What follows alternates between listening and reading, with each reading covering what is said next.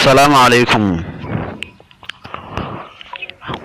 inaad dhanka wanaagsan wax ka eegtaa macnaheedu ma oo kaliya inaad mar walba faraxsanaato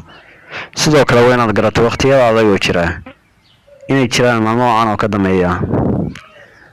waad gaari doontaa waxaad ku haminayso oo khayr iyo wanaag u horseedaya naftaada iyo bulshada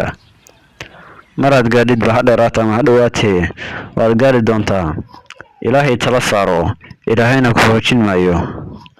waayo isaga ayaa ballan qaaday ee ka go'naato gaaristeedu qiimaha naftaada ku yeelanaysa bulshada dhexdeeda adiga ayaa iska leh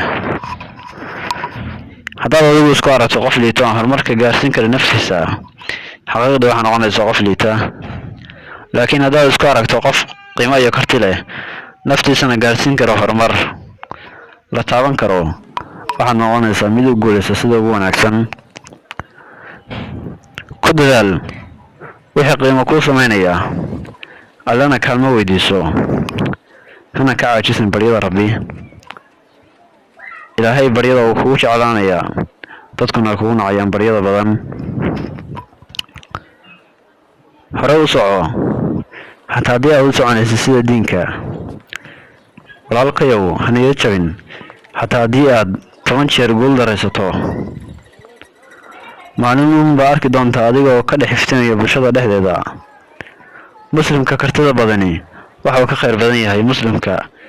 awoodiisa aamini waaya oo daciifka ah uma noolin oo qof kasta farxad geliyo waxba igama gelin waxa uu qof kasta iga malaysanayo